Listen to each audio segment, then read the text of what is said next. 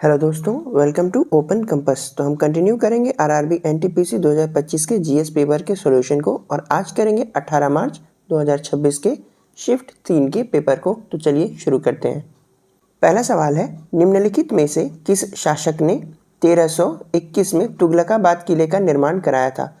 तो इसका आंसर होगा option number C, Ghiyasuddin Tughlaq. Ghiyasuddin Tughlaq Tughlaq वंश के संस्थापक थे।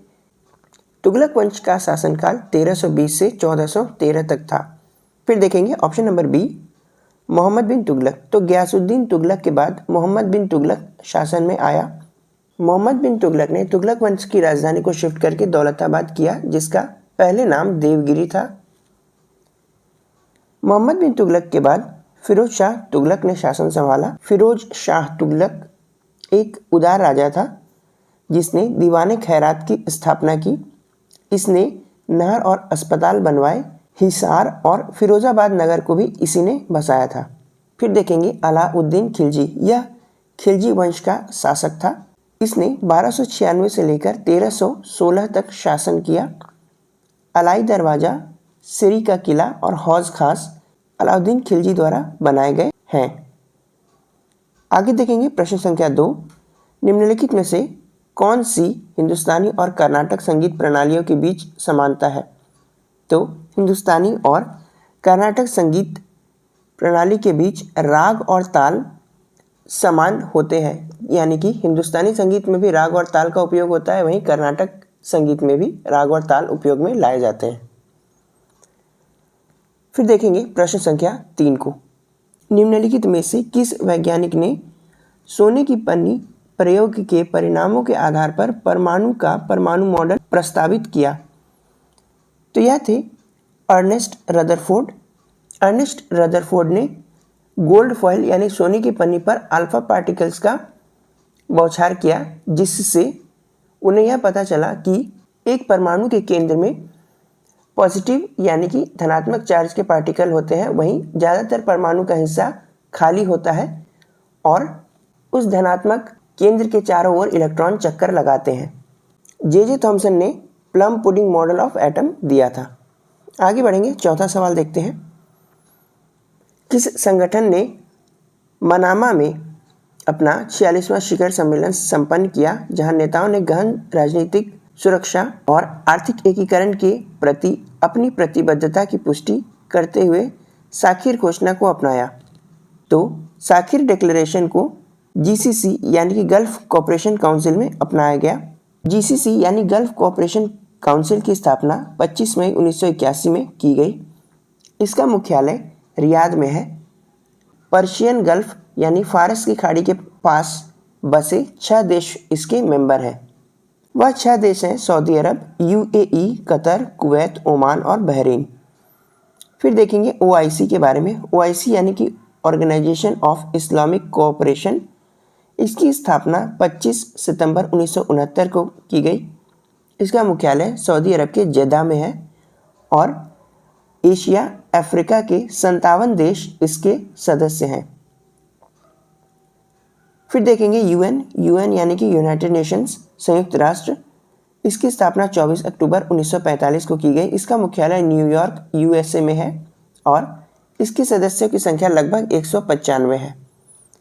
आगे बढ़ेंगे, प्रश्न संख्या 5 को देखते हैं।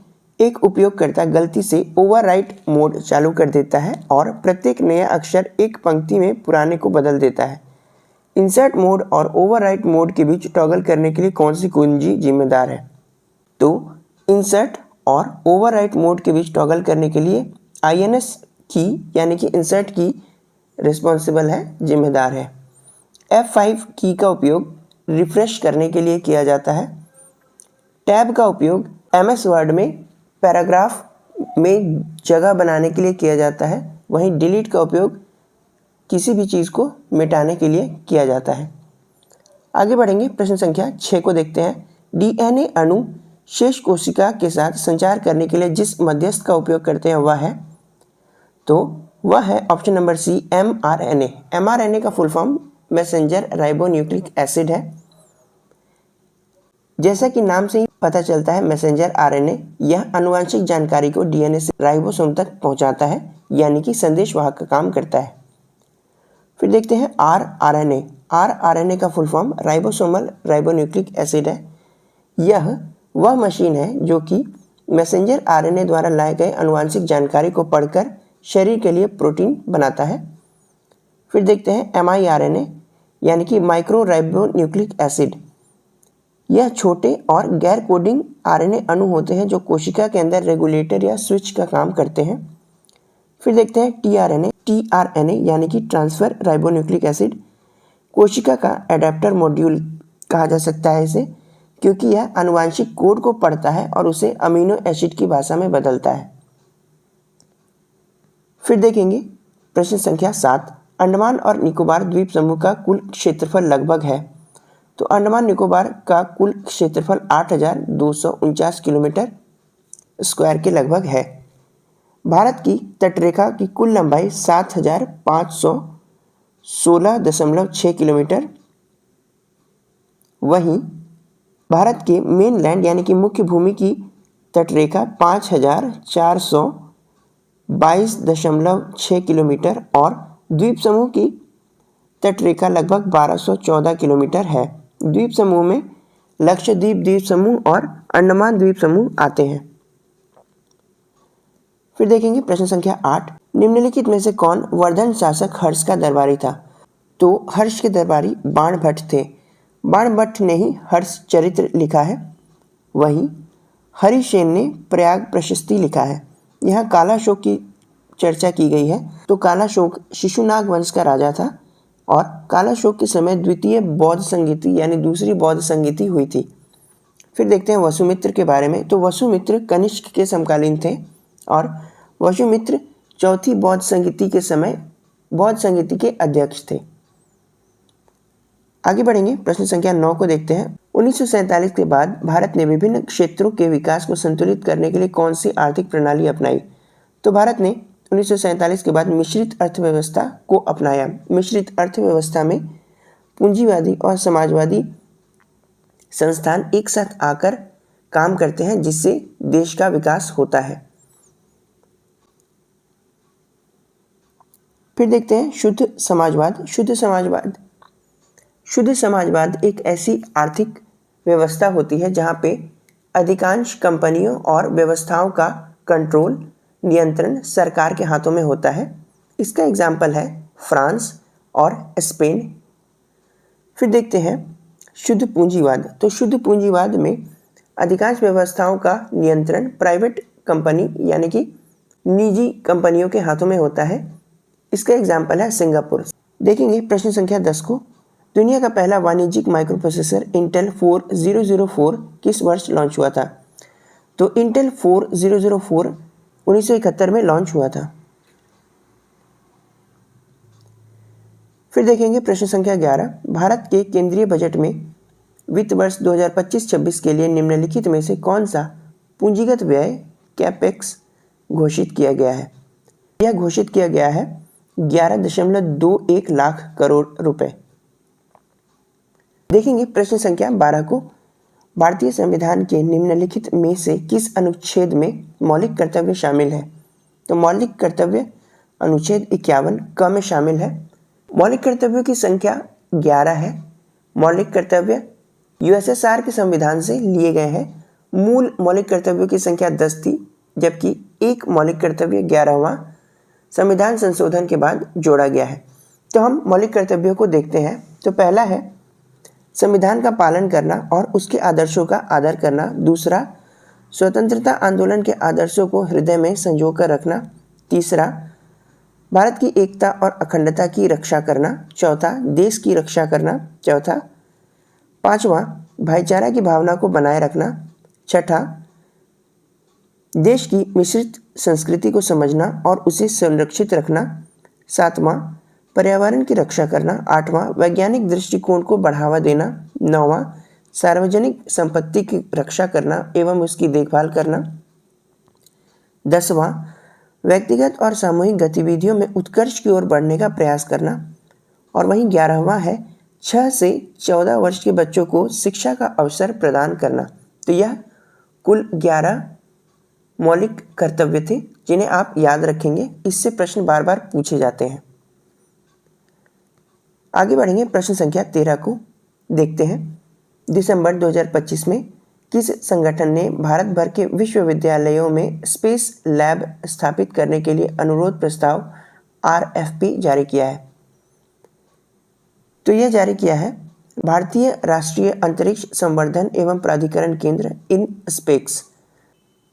फिर देखेंगे प्रश्न संख्या 14 को, कौन सा अनुच्छेद राष्ट्रपति को विभिन्न राज्यों और केंद्र शासित प्रदेशों में अनुसूचित जातियों को निर्दिष्ट करने का अधिकार देता है? तो यह है ऑप्शन नंबर बी, अनुच्छेद 341।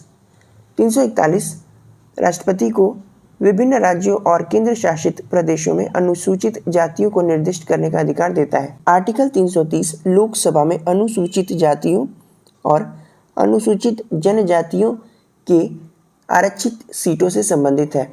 अनुच्छेद 342 अनुसूचित जनजाति की पहचान और उन्हें सूचीबद्ध करने की प्रक्रिया से संबंधित है।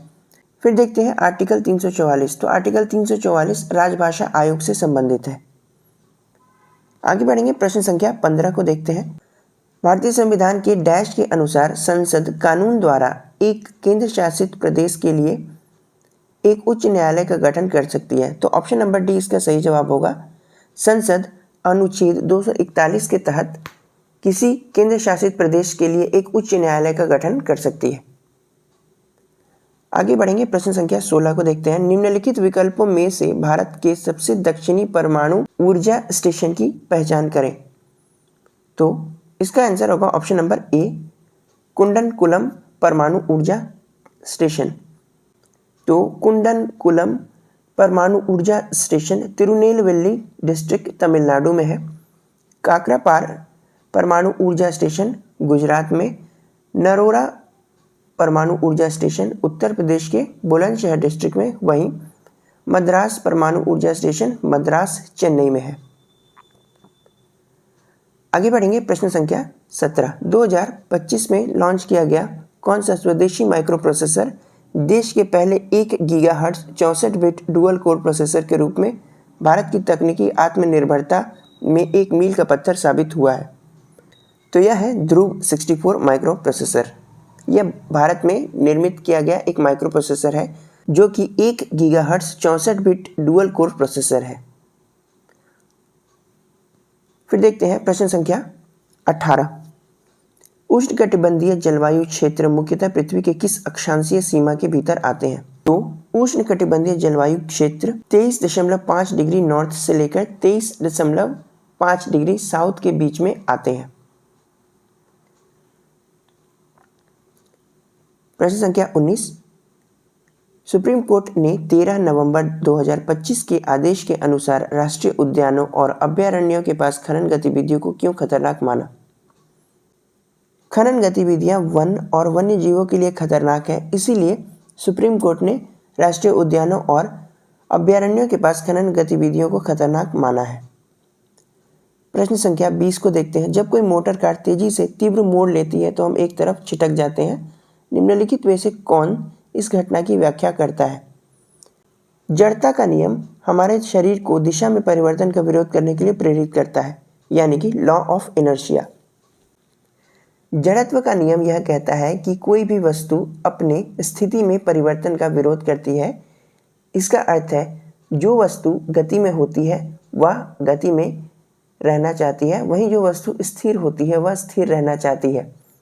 इसका एग्जाम्पल है, जब हम ट्रेन में बैठते हैं तो ट्रेन जब चलना शुरू करती है तो हम आगे की तरफ झुक जाते हैं, वहीं ट्रेन जब धीरे होकर रुकती है तो हम पीछे की ओर झुक जाते हैं। प्रश्न संख्या 21। राष्ट्रीय कथक नृत्य संस्थान को आमतौर पर निम्नलिखित में से किस नाम से जाना जाता है? तो इसे कथक केंद्र ऑप्शन नंबर बी के नाम से जाना जाता है। प्रश्न संख्या 22। भारतीय संविधान निम्नलिखित में से किस परिस्थिति में संसद को राज्य सूची के मामलों पर कानून बनाने का अधिकार देता है? पहला, जब राज्यसभा इस आशय का प्रस्ताव पारित करती है। दूसरा, राष्ट्रीय आपातकाल के दौरान। तीसरा, जब राज्य अनुरोध करते हैं। चौथा, अंतर्राष्ट्रीय समझौतों को लागू करना। पांचवा, प्रधानमंत्री के विवेक पर। तो इसका आंसर ऑप्शन नंबर सी होगा, यानी 1, 2, 3 एंड 4। फिर देखते हैं प्रश्न संख्या 23। निम्नलिखित में से किस समाज सुधारक ने महिलाओं की सेवा के लिए आर्य महिला समाज की स्थापना की? तो आर्य महिला समाज की स्थापना पंडिता रमाबाई ने की थी। आगे बढ़ते हैं, प्रश्न संख्या 24 को देखते हैं। दिसंबर 2025 में भारत ने किस अंतर्राष्ट्रीय कार्यक्रम में स्वच्छ ऊर्जा प्रगति और मिशन लाइफ पर प्रकाश डालते हुए अपना राष्ट्रीय वक्तव्य दिया? तो भारत ने 7th सेशन ऑफ UNEA यानी कि संयुक्त राष्ट्र पर्यावरण महासभा के 7वें सत्र में स्वच्छ ऊर्जा प्रगति और मिशन लाइफ पर प्रकाश डालते हुए अपना वक्तव्य दिया। यहाँ पर G20 दिया हुआ है, तो G20 2025 जोहानिसबर्ग साउथ अफ्रीका में हुआ, वहीं G20 2026 USA में होगा। COP30 की बात करें तो COP30 2025 में बेलेम ब्राज़ील में हुआ, वहीं COP31 2026 में अंतालिया तुर्की में होगा। आगे बढ़ेंगे, प्रश्न संख्या 25। कौन सी पेंटिंग शैली मिट्टी की दीवारों पर सफ़ेद रंग का उपयोग करके अपनी एक रंगी शैली के लिए जानी जाती है? तो यह है वारली पेंटिंग यानी कि वारली चित्रकारी। वारली चित्रकारी महाराष्ट्र से संबंधित है, वहीं मधुबनी पेंटिंग मधुबनी चित्रकारी बिहार से संबंधित है। बिहार में मिथिला पेंटिंग भी प्रसिद्ध है। गोंड पेंटिंग मध्य प्रदेश और छत्तीसगढ़ में प्रसिद्ध है। गोंड के साथ हम बाग पेंटिंग भी याद रखेंगे, यह भी मध्य प्रदेश में बनाई जाती है। वहीं पहाड़ी पेंटिंग पहाड़ी चित्रकला उत्तराखंड में प्रसिद्ध है। आगे बढ़ेंगे, प्रश्न संख्या 26। किस संवैधानिक संशोधन ने राष्ट्रीय आपातकाल के लिए संसद की मंजूरी की अवधि को 2 महीने से घटाकर 1 महीने कर दिया? तो ऑप्शन नंबर डी 44वां संविधान संशोधन 1978 के द्वारा आपातकाल के लिए मंजूरी की अवधि को घटाकर 2 महीने से 1 महीने कर दिया गया। आगे बढ़ेंगे, प्रश्न संख्या 27। जब राज्य विधानमंडल द्वारा कोई कानून समवर्ती सूची के विषय पर संसदीय कानून से टकराता है तो कानून का क्या परिणाम होता है?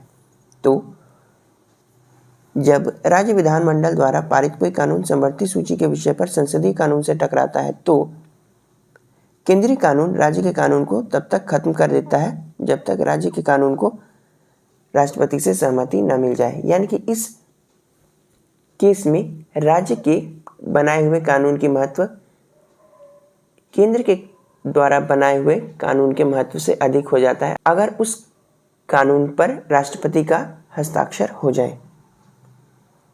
आगे बढ़ेंगे, प्रश्न संख्या 28।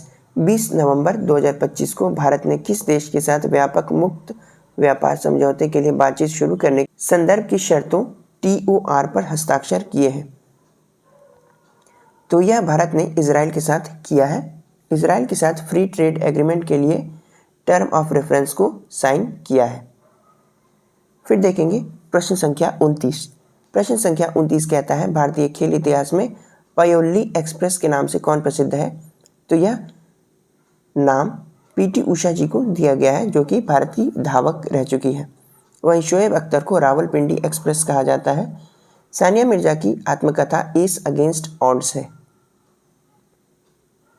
फिर देखेंगे प्रश्न संख्या 30। निम्नलिखित में से कौन सी भारत में जलोढ़ मिट्टी की विशेषता नहीं है? तो ऑप्शन नंबर ए पोटाश से भरपूर, हाँ जलोढ़ मृदा पोटाश से भरपूर होती है। ऑप्शन नंबर 2 बहुत उपजाऊ, हाँ जलोढ़ मृदा काफ़ी उपजाऊ होती है क्योंकि यह नदियों द्वारा लाए गए निक्षेपों से बनी होती है जिसमें प्रचुर मात्रा में प्राकृतिक खाद होते हैं जिससे यह उपजाऊ होती है। तीसरा है इसमें मुख्य रूप से रेत गाद और मिट्टी होती है, हाँ इसमें रेत गाद और मिट्टी होती है जो कि नदियों द्वारा लाई गई होती है। चौथा कहता है मुख्य रूप से दक्कन के पठार में पाया जाता है, यह ऑप्शन गलत है। जलोढ़ मृदा भारत के गंगा और ब्रह्मपुत्र के प्लेन में मैदानों में पाई जाती है। आगे बढ़ेंगे, प्रश्न संख्या 31। निम्नलिखित में से कौन सा भारत की अर्थव्यवस्था में वैश्वीकरण का परिणाम है? तो भारत की अर्थव्यवस्था में वैश्वीकरण के परिणाम स्वरूप आउटसोर्सिंग काफ़ी ज़्यादा हुई है। विदेशी कंपनियां भारत में लोगों को आउटसोर्सिंग कर अपना काम कराती है क्योंकि यहाँ पर IT सेक्टर और मैन्युफैक्चरिंग सेक्टर में कुशल कर्मी होते हैं और विदेशी कंपनियां तुलनात्मक रूप से कम वेतन पर अच्छे लोगों को अपने यहाँ काम पर रख सकती है और उनसे काम करवा सकती है। इसीलिए भारत को विश्व का बैक ऑफिस यानी कि back office of the world भी कहते हैं। आगे बढ़ेंगे। प्रश्न संख्या 32। ओडिशा के पाइका विद्रोह को अपने प्रतिभागियों की सामाजिक पृष्ठभूमि और पारंपरिक कार्यों के संबंध में प्रारंभिक उपनिवेशवाद विरोधी विद्रोहों से अलग क्यों माना जाता है? तो पाइका विद्रोह को इसलिए अलग माना जाता है क्योंकि इसका नेतृत्व स्थानीय प्रशासनिक भूमिकाओं के साथ साथ वंशानुगत मिलिशिया द्वारा किया गया था। पाइका ओडिशा क्षेत्र में जमींदारों के यहाँ काम करने वाले सैनिक हुआ करते थे जो उन्हें सुरक्षा दिया करते थे। आगे बढ़ेंगे। प्रश्न संख्या 33। जंगल महल विद्रोह, जिसे भूमिज विद्रोह भी कहा जाता है, वर्तमान राज्य में हुआ? तो यह हुआ ऑप्शन नंबर ए पश्चिम बंगाल में। जंगल महल विद्रोह, जिसे भूमिज विद्रोह कहा जाता है, यह 1766 से 1805 तक चला। यह वर्तमान में पश्चिम बंगाल के मिदनापुर, बांकुड़ा और पुरुलिया क्षेत्रों तक फैला था। इसे चुआड़ विद्रोह भी कहा जाता है। देखते हैं प्रश्न संख्या 34। निम्नलिखित में से कौन सा विकल्प हवा में ध्वनि की गति के सबसे निकट है? तो हवा में ध्वनि की गति लगभग 340 मीटर प्रति सेकंड है। ध्वनि की गति सबसे अधिक ठोस में, फिर तरल में, फिर गैसों में होती है। ध्वनि की सबसे अधिक गति स्टील में 5960 मीटर प्रति सेकंड होती है। आगे देखते हैं प्रश्न संख्या 35। भारत में कौन सा पठारी क्षेत्र लौह अयस्क और कोयला संसाधनों दोनों में विशेष रूप से समृद्ध है? तो यह है उत्तर पूर्वी पठारी क्षेत्र। उत्तर पूर्वी पठारी क्षेत्र, जिसे छोटा नागपुर पठार भी कहा जाता है, यह झारखंड, उड़ीसा और छत्तीसगढ़ में फैला है। यहाँ पे लौह अयस्क, कोयला और बॉक्साइट काफ़ी ज़्यादा मात्रा में पाए जाते हैं, इसीलिए यह खनन साधनों में समृद्ध क्षेत्र कहा जाता है। आगे देखेंगे प्रश्न संख्या 36। निम्नलिखित में से कौन वैज्ञानिक अनुसंधान में कंप्यूटर के उपयोग को प्रदर्शित करता है? तो यह कहता है प्रयोगों का अनुकरण यानी कि simulation of experiment. Simulation of experiment का मतलब है कि बिना प्रयोग करके सिर्फ प्रयोग का अनुमान लगाकर उसके परिणाम का आकलन करना। जब कोविड महामारी फैली थी तो अलग अलग दवाइयों को इसी सिमुलेशन ऑफ एक्सपेरिमेंट का उपयोग करके मानवों पर बिना उपयोग किए हुए उनके परिणामों को ज्ञात किया गया था, जिससे टीकों का आविष्कार किया गया था। आगे बढ़ेंगे। प्रश्न संख्या 37। 2025 में मेरी महान कहानी संस्कृतियां और विकास थीम के साथ अंतर्राष्ट्रीय प्रवासी दिवस निम्नलिखित में से किस तारीख को मनाया गया? तो अंतर्राष्ट्रीय प्रवासी दिवस 18 दिसंबर को मनाया गया, जिसकी थीम थी मेरी महान कहानी संस्कृतियां और विकास। वहीं भारतीय प्रवासी दिवस 9 जनवरी को मनाया जाता है, क्योंकि 9 जनवरी को ही 1915 में महात्मा गांधी दक्षिण अफ्रीका से भारत आए थे। एक और डेट याद रखिएगा, विश्व ओजोन दिवस। तो विश्व ओजोन दिवस 16 सितंबर को मनाया जाता है। आगे बढ़ेंगे। प्रश्न संख्या 38 को देखते हैं। जलवायु विज्ञान में सबसे सटीक रूप से क्या समझा जाता है कि किसी विशेष स्थान पर मौसमी परिस्थितियों का अनुभव कैसे होता है? तो जलवायु विज्ञान में क्षेत्र का दीर्घकालिक औसत वायुमंडलीय पैटर्न समझा जाता है, जहां से मौसमी परिस्थितियों का अनुमान लगाया जाता है। फिर देखते हैं प्रश्न संख्या 39। डैश एक भौतिक दस्तावेज से बहुत सटीक और विस्तृत डिजिटल छवि कैप्चर करने के लिए हाई स्पीड स्कैनर जैसे वाणिज्यिक सेटिंग या उन्नत पुस्तकालयों में द्वारा उपयोग की जाने वाली परिष्कृत तकनीक है, जिसका उपयोग अक्सर अभिलेखीय उद्देश्यों के लिए किया जाता है। तो यह है ऑप्टिकल कैरेक्टर रिकॉग्निशन यानी कि OCR। फिर यहाँ पे MICR यानी कि मैग्नेटिक इंक कैरेक्टर रिकॉग्निशन दिया हुआ है। इसका उपयोग बैंक में चेकबुक में चेक पर किया जाता है। फिर देखते हैं प्रश्न संख्या 40। प्रश्न संख्या 40 कहता है एक सीधा तरीका क्या है जिससे आर्थिक बुनियादी ढांचा विकास में योगदान देता है? तो इसका आंसर होगा ऑप्शन नंबर डी, बुनियादी ढांचे के विभिन्न खंडों का आउटपुट या अंतिम उत्पाद। तो यह थे 18 मार्च 2026 के शिफ्ट 3 के पेपर। हमने 40 प्रश्नों के आंसर को देखा और उससे जुड़े हुए काफ़ी सारे इंपॉर्टेंट फैक्ट्स को भी जाना, जो कि आपके आने वाले RRB NTPC under graduate level exam के लिए काफ़ी महत्वपूर्ण है। मैं इसी सीरीज़ को आगे भी कंटिन्यू करूँगा, तो आप जुड़े रहें इस चैनल के साथ। अगर आपको ये वीडियो अच्छा लगा हो तो इसे लाइक करें, शेयर करें अपने फ्रेंड्स के साथ। मैं इसी तरह के एग्ज़ाम ओरिएंटेड टॉपिक्स पर वीडियोस बनाता रहता हूँ, तो आप ओपन कंपास को ज़रूर सब्सक्राइब करें। मैं मिलूँगा आपसे नेक्स्ट वीडियो में, तब तक के लिए थैंक यू।